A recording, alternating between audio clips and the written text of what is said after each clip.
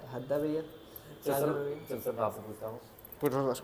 ठीक है। रुपया भैया अच्छे से बैठने दो मेरे को। सर चढ़ाना नहीं आप कहीं, लेकिन हम डेमो ले रहे हैं सिर्फ। ठीक है सर, आपने मेरे को बताना है, सपोज करो कोई बच्चा एसएससी प्रिपरेशन कर रहा है। बिल्कुल सर। एसएससी प्रिपरेशन के लिए मतलब कि आप क्या टिप्स देना चाहोगे कि वो किस तरह की प्रिपरेशन करनी चाहिए उसको, कैसे सर करनी चाहिए उसको? ठीक है सर। एसएससी की प्रिपरेशन के लिए जैसे सर एसएससी के अंडर वेरियस एग्ज़ाम्स आते हैं। जैसे एसएससी अगर हम छोटी लेवल पोस्ट से शुरू करें तो एसएससी एमटीएस का एग्ज़ाम आता है, एसएससी जीडी का एग्ज़ाम आता है जिसमें आप डिफेंस फोर्सेस में जिस बंदे ने जाना है वो वहाँ पे जा सकता है। एसएससी सीएचएसएल का एग्ज़ाम आता है और एसएससी सीजीएल का एग्ज़ाम CGL आता है, एग्ज़ाम जिसके आता है। थ्रू आप बहुत अच्छी पोस्ट में अपने आप को रिक्रूट कर सकते हो।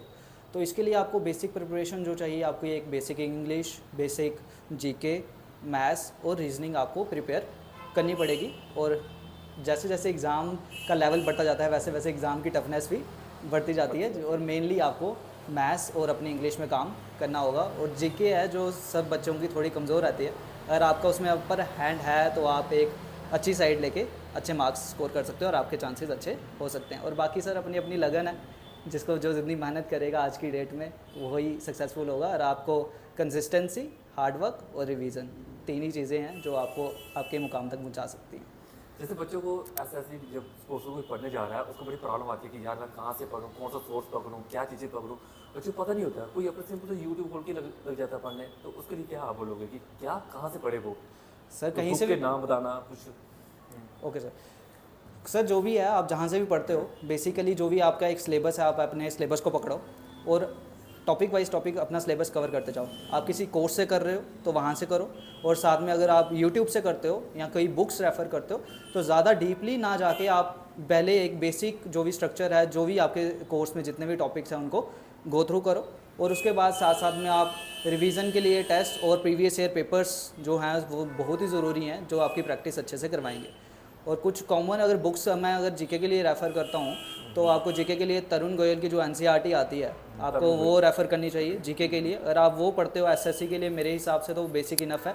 बाकी एसएससी की जो भी जीके होती है वो बिल्कुल ही एक ऐसे स्टैटिक वाइज होती है, तो आप उसको इतना प्रेडिक्ट नहीं कर सकते। लेकिन अगर आपको एक बेसिक नॉलेज कवर करना है आप तरुण गोयल की बुक से उसको कर सकते हो। मैथ्स के लिए हमारे दो सर बहुत मशहूर हैं एसएससी के लिए, गगन प्रताप सर और राकेश यादव सर।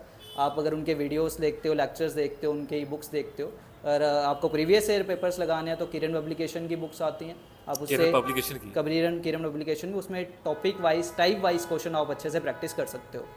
इंग्लिश के लिए आपको कोई भी अगर किसी कोर्स को फॉलो करना है वो कर सकते हो आप। जैसे आप दो सर के नाम दो पता ही है हमें, एक गोपाल सर हैं अपने और नीतू मैम भी अच्छा पढ़ाते हैं। बाकी यूट्यूब में इंग्लिश का सोर्सेज काफ़ी हैं। गोपाल सर कैरियर बिल से है जी, नीतू मैम कहाँ से है?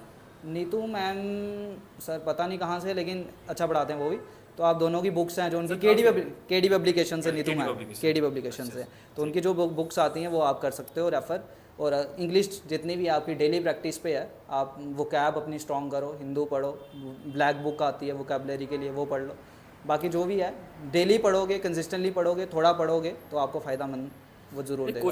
क्वेश्चन की जो वेटेज होती है वो किस में ज़्यादा देखने को मिलती है?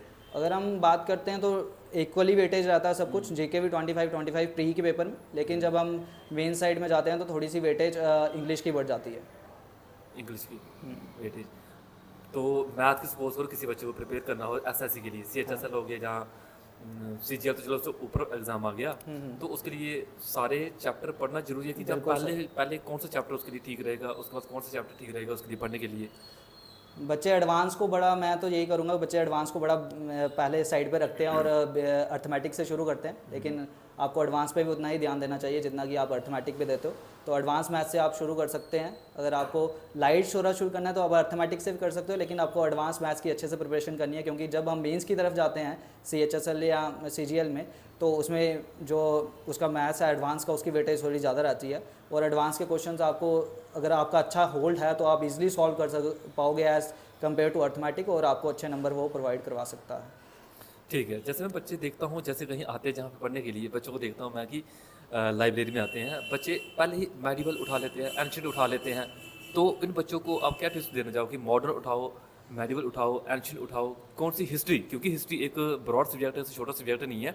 तो क्योंकि बच्चों को कन्फ्यूजन रहती है कि यार इसमें से कितने क्वेश्चन निकल जाएंगे, कौन सा क्वेश्चन आ जाएगा, क्योंकि अभी जेके एसएसबी बड़े सारे एग्जाम कंडक्ट करती है। कोई एसआई का पेपर आने वाला है, कोई जेके एसएसबी का बड़े सारे एग्जाम है, जो फॉरेस्ट का पेपर आने वाला है अभी।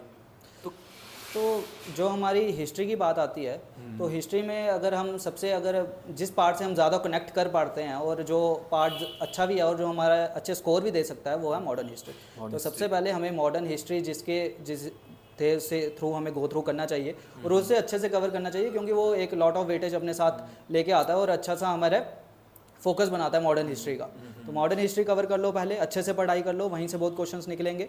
और दूसरा, आप उसके बाद आप एंशिएंट और मिडीवल में आते जाएं और इसी तरह आप अपना पूरा सिलेबस कवर कर सकते हैं।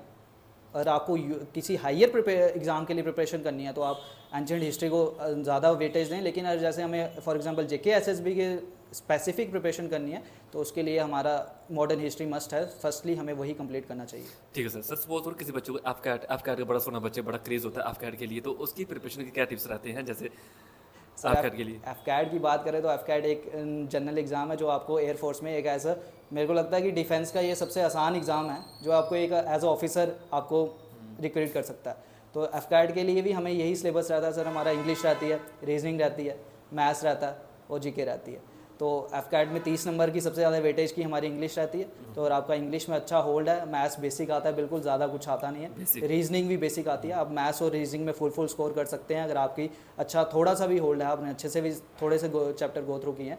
जीके पे और इंग्लिश पे आपका ज़्यादा ध्यान रहना चाहिए। और ये एक बहुत ही अच्छा एग्ज़ाम है जो आपको easily as a flying officer commission कर सकता है इंडियन एयरफोर्स में। आफ्टर एग्जाम भी इसमें सर कोई एसएसबी वगैरह कुछ उसकी क्या है? एफएसबी सर इज एसएसबी जो भी है is sir part of life.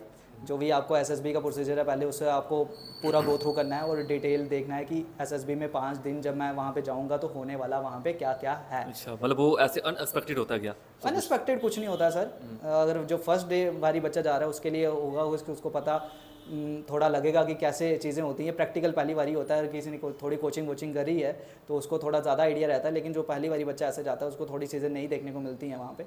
लेकिन अगर आपने अच्छे से प्रोसेस को समझा है और आपने उस अच्छे प्रोसेस को अपनी प्रिपरेशन करी है एसएसबी के लिए, तो आप अच्छे से अगर डिफेंस में जाना चाहते हैं, डिफेंस में अगर आपको जाना है तो वो वैसी ही लाइफ आपको अपनी लाइफस्टाइल में भी मेरे हिसाब से जीनी चाहिए। तो एसएसबी भी वही पार्ट है, जस्ट कोई ज़्यादा रॉकेट साइंस नहीं है। वो आपको सिर्फ समझना चाहते हैं कि आप डिफेंस के लायक हैं कि नहीं हैं। तो आप अपने अच्छे से प्रिपरेशन करें और इन्जॉय करें प्रोसेस को। SSB is a memorable one. आप नए नए लोगों से मिलते हैं डिफरेंट स्टेट से, और आपका एक 5 दिन जो अगर आप बिता के वहाँ पे आते हो तो एक बहुत ही अच्छा एक्सपीरियंस वहाँ पे रहता है। अच्छा, और थैंक यू सर, बस करो।